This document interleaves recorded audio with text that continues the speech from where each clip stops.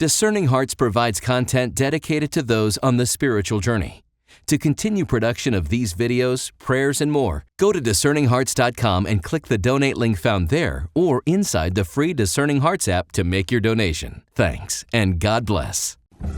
DiscerningHearts.com, in cooperation with the Oblates of the Virgin Mary, presents the Daily Prayer of Discernment, the Examen Prayer, with Father Timothy Gallagher. Father Gallagher was ordained in 1979 as a member of the Oblates of the Virgin Mary. He obtained his doctorate from the Gregorian University, and he has dedicated many years to an extensive ministry of retreats, spiritual direction, and teaching about the spiritual life. Father Gallagher is the author of 7 books published by the Crossroad Publishing Company on the spiritual teaching of St. Ignatius of Loyola and the life of Venerable Bruno Lanteri, founder of the Oblates of the Virgin Mary. Father Gallagher is featured on the EWTN series, Living the Discerning Life, the spiritual teachings of St. Ignatius of Loyola. The Daily Prayer of Discernment, the Examen Prayer, with Father Timothy Gallagher. I'm your host, Kris McGregor. I am so excited about the Examen Prayer because, as you so beautifully brought forward to us last time, that this is the everyday practice of this great gift of Ignatian spirituality that St. Ignatius of Loyola gave to us.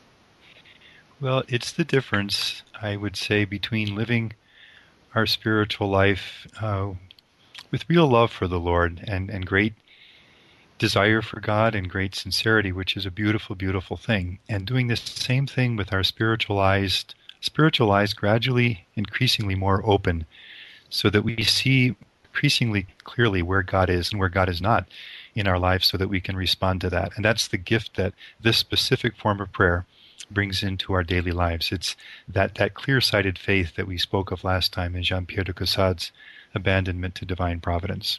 Well, then, what would be the first step in the Examen Prayer?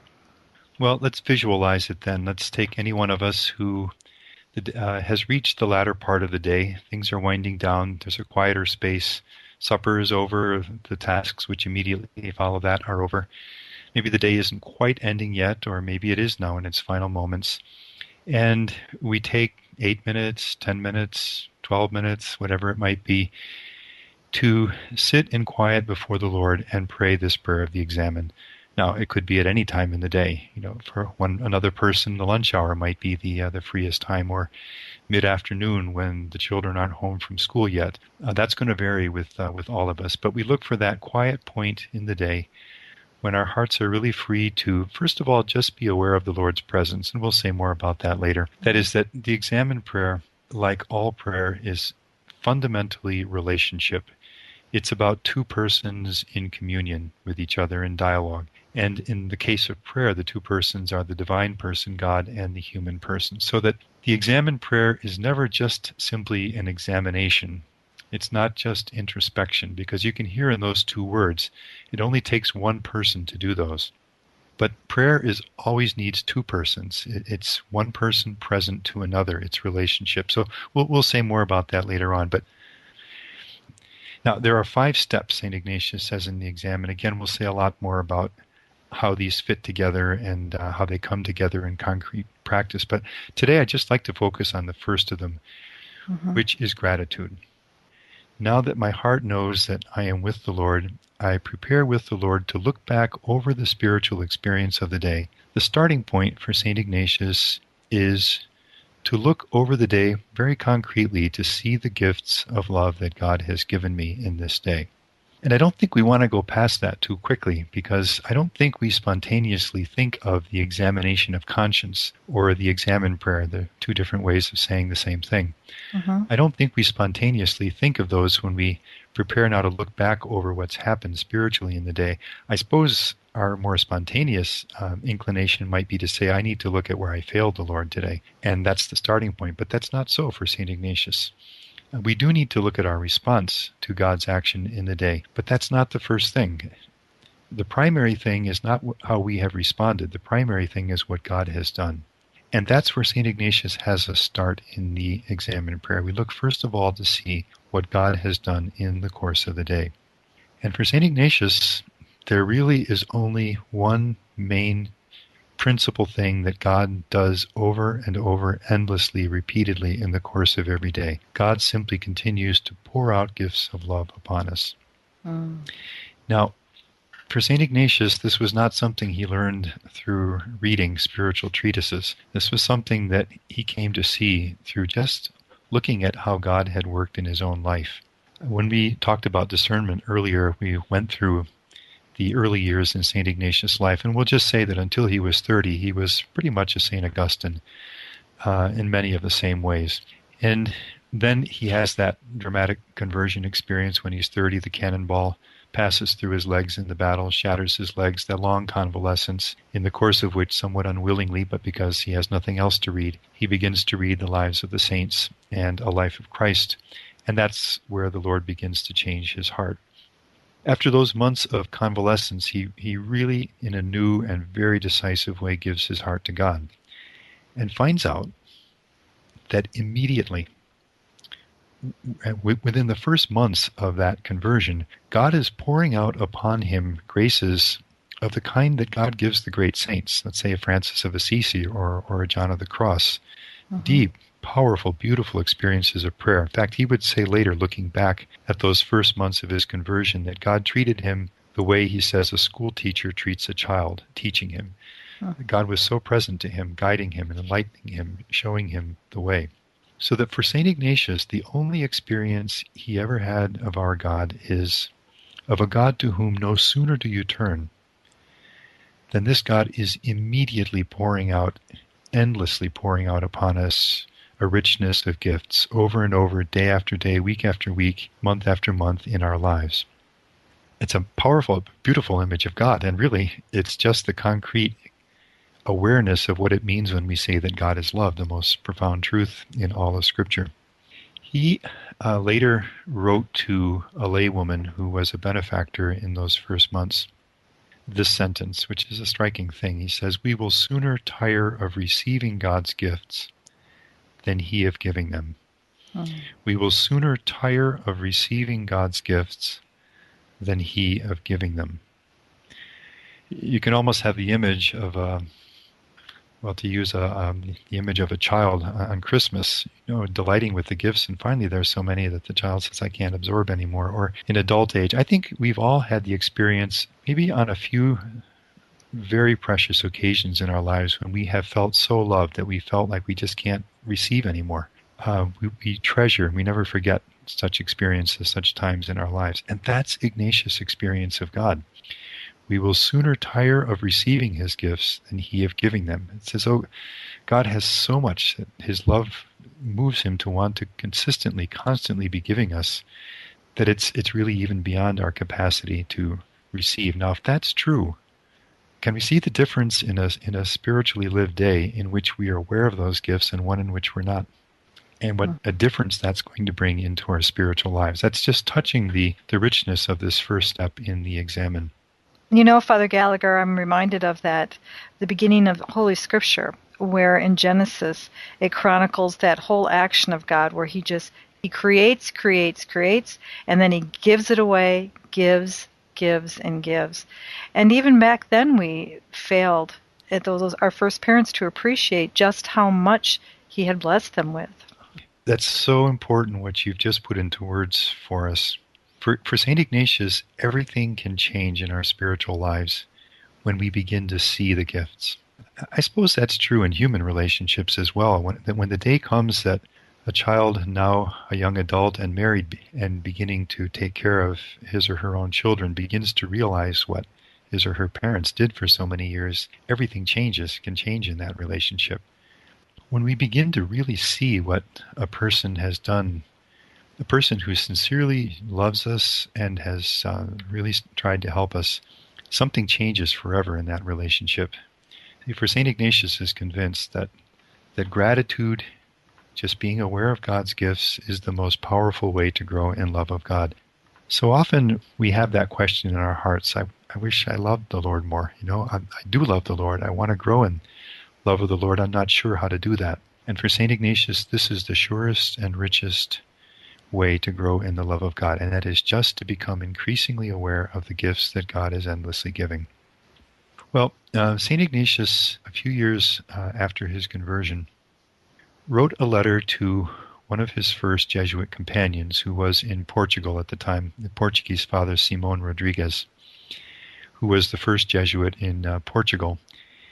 And the occasion for this letter was a tension between the Portuguese king, John III, and the Pope at that time, who was Paul III. And for a number of issues, a tension and division had grown up between the king and the Pope. And St. Ignatius now writes to Father Rodrigues, and he asks him to try to do what he can to help the king compose that disagreement with the Holy Father. And he explains that the reason why he should try to do all that he can is because the king, and this was true, the king had done an awful lot for the Jesuits to favor their presence in Portugal at the time.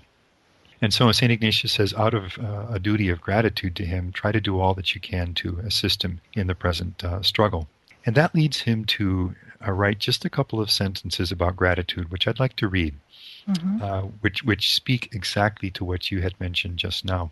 And St. Ignatius says, "It seems to me, in the light of the divine goodness, which is always the way he sees God."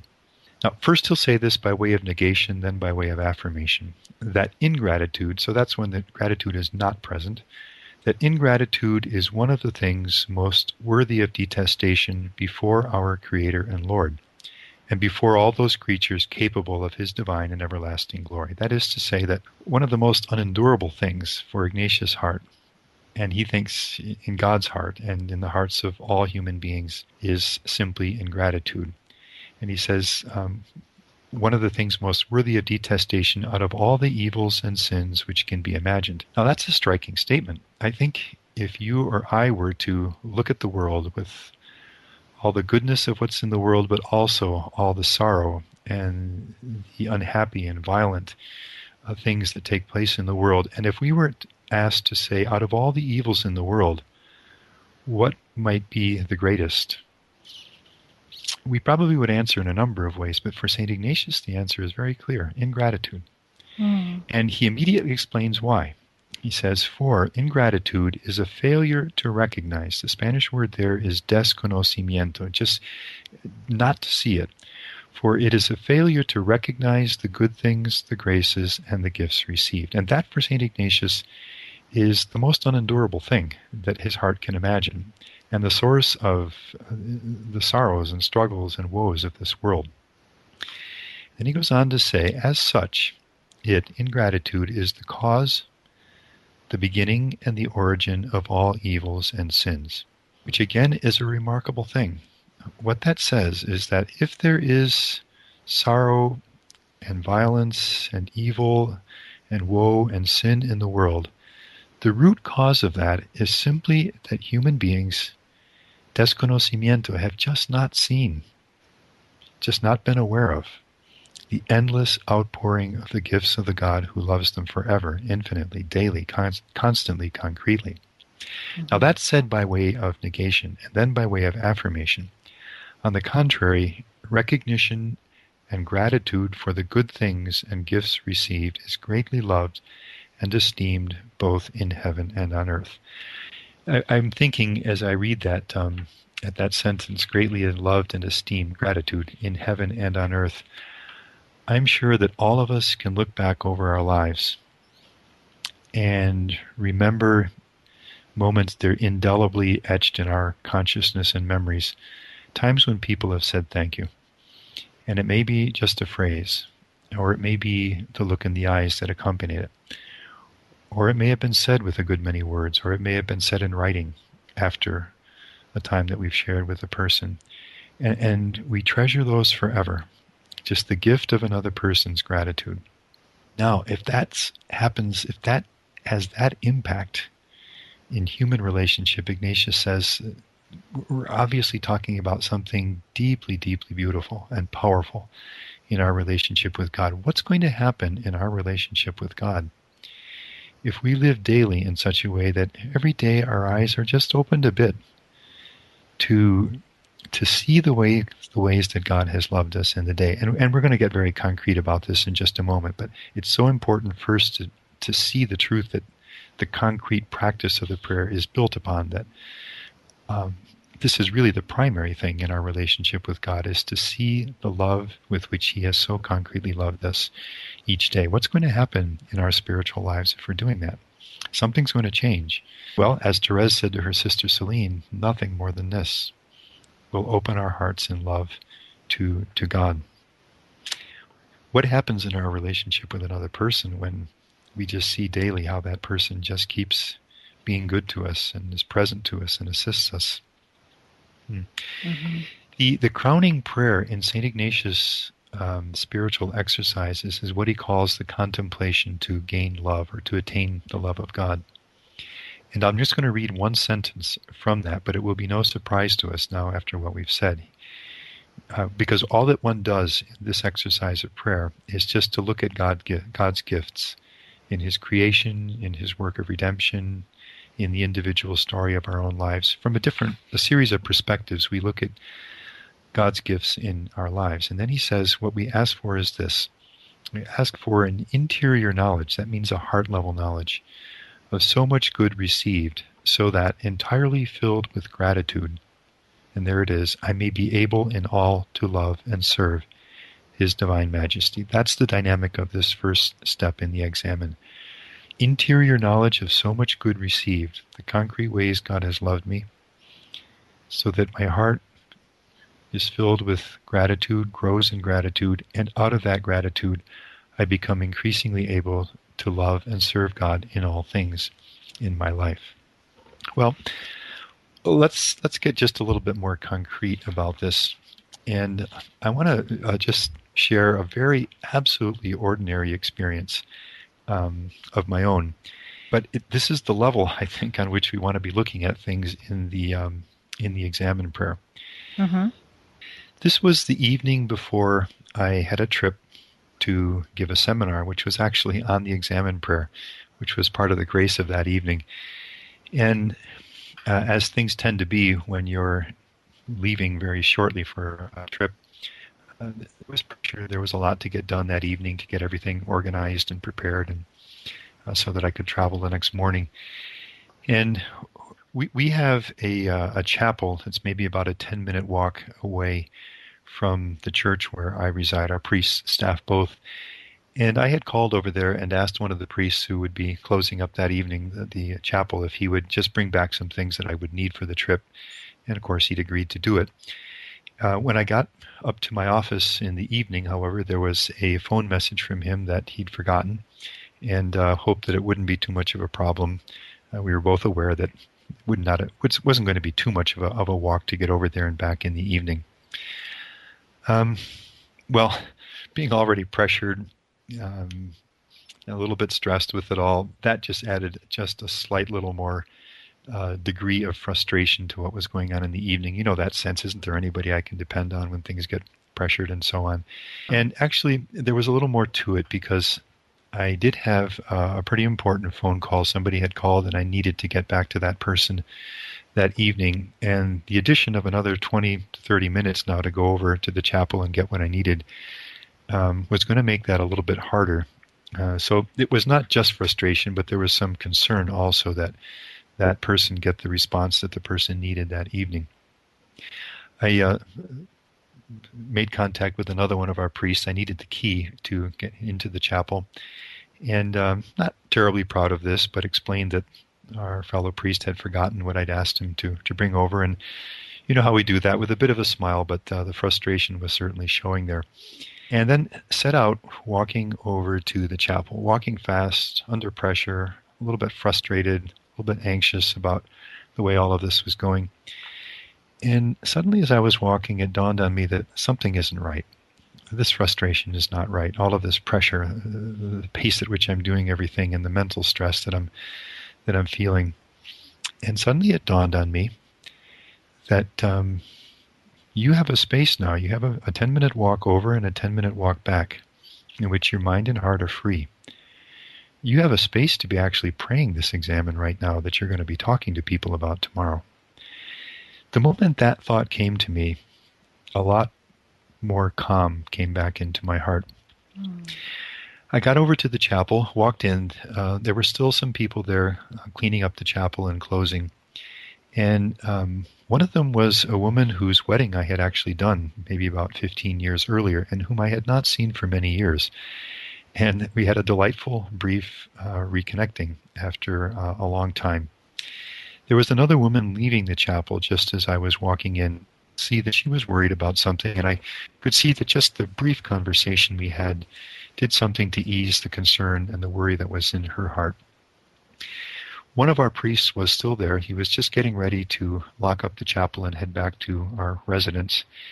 And as things fell out, this was one of our priests whom I hadn't seen for a long time because he'd been out of the country for a number of years, serving in another country, had just returned, and I was looking for a chance just to do more than just say hi, but actually have a chance to talk. Well, as it turned out, we wound up leaving the chapel together and walking back over to our residence together. So we had about a 10-minute conversation, which was a very pleasant first reconnecting after what had been a few years that he'd been out of the country. And in the course of that conversation, he mentioned a couple of books to me, which I instantly knew I wanted to read and I would follow up on for the work that I'm doing. Now, the reason that I can recount that experience in that kind of detail a number of years later is because when I did make my Examen Prayer, and I prayed with that first step of the Examen, just looking for God's gifts in the day, I was quite struck to realize how what had seemed initially, and in some human sense was, simply a frustration. Somebody else had not brought materials that they had agreed to bring over because of forgetfulness, and that added an extra half hour or so into a busy evening. How, as I began to see what had actually happened, I had reconnected with someone whose wedding I had done years ago, had been able to briefly lift a little bit of concern from another person's heart, had had a first chance to speak again with one of my fellow priests, I've been looking to do, and through that conversation had learned some things that were going to be useful to me in the work that lay ahead. And that changed my sense of that experience. And the first step of the Examen is actually that concrete. And this is what I mean about clear-sighted faith. Much can change when day after day after day we're taking a few minutes just to begin to look at our day as God actually gave it to us. I remember a woman telling me she'd been through very, very hard times for years in her life, and heroically now was getting things back together again in her life. This was really a remarkable woman. And had gotten interested in the Examen Prayer, had begun to pray it, and was focusing on this first step, just looking to find the gifts that God had given her in the course of the day. Life had been so bleak for so long that this was not initially very easy for her. It was quite a struggle even to list some things, to find some things to be grateful for in the course of the day. But that gradually began to change as weeks and months of praying the Examen unfolded. And then one day, she was sharing with me something of the gifts of the Lord that she'd seen in the last few days. And I just asked her what it meant to her that she saw that. She stopped. And she said, "It means that God loves me. It means that He's proud of me." And tears welled up in her eyes because, as she later told me, she had never ever said those words ever in her life before. Someone loves me, someone is proud of me. And that's when she realized just what was happening in her heart through this first step of the Examen. Just that patient, like all prayer, there are distractions and tired days and days when you struggle. But staying with it day after day after day, something was really changing in her relationship with the Lord. Do you know how you can get to the end of the day sometimes and it feels like the feeling is sort of gray, like the whole day's been a struggle? And then what happens when you pray this first step of the Examen and you go back over the day is you begin to realize, well, wait a minute, no, that difficult thing happened just before supper. And there was some difficulty in that, but this morning was a wonderful morning. Either this happened, or that conversation, or this task that I was able to get done, or prayer, which lifted up my heart. What happens is we begin to get a truer sense of the day, and something of that grayness lifts. That was the first step of the examen that I think I first found myself able to pray in a way that I've always been grateful for. There's a lot more to say about all of this, but what I would like to invite anyone listening to consider, even as of now, is to begin as of now, today, tomorrow, and daily, to set aside a few minutes in the quietest point of the day, maybe toward the end of the day or whenever it works best, and just do what this woman was doing. Just look concretely back over the day, in a breakfast conversation, in an email that I received that lifted my heart, in a task that I was able to get done a little bit earlier than I thought, in a call from my college-age daughter, and I find out that her problems are going a little bit better, in a moment of communication with my husband, with a friend, with a child, that heals something that's been a little bit tense, in a time of prayer that I had that blessed the day and lifted my heart, in receiving communion at Mass in a way that made a difference, and so on. The day we will sooner tire of receiving God's gifts than He of giving them, says St. Ignatius. Just to take a few minutes each day with the Lord to look at the gifts that God has given, and that there's no better way to begin praying the examen than that. A perfect way to start all prayer, I would hazard to guess, to say thank you for the blessings received. For St. Ignatius, I think that's evident. That's why the examen begins exactly here. What happens is once we know that we're loved, and not just abstractly, but very concretely today, then the rest of the examen, everything else in our relationship with God opens up and becomes easy, richer, more possible. A wonderful prayer, the Examen Prayer. I look forward to finding out more about this great gift that was passed on to us by St. Ignatius of Loyola. Any final thoughts, Father? I think the best way to learn to pray, like the best way to learn to be patient, the best way to learn to love another person, the best way to grow in humility, playing the piano, a sport, typing, the best way to grow in it is to do it. And so the transition from what we're saying here to actually beginning to put this into practice and all that will come from that experience would be the very best way to build this prayer into our lives. Thank you so much, Father Gallagher. Thank you, Kris. You've been listening to The Daily Prayer of Discernment, the Examen Prayer, with Father Timothy Gallagher. To hear and or to download this conversation, along with hundreds of other spiritual formation programs, visit discerninghearts.com, or you can find it in the free Discerning Hearts app or wherever you download your favorite podcasts.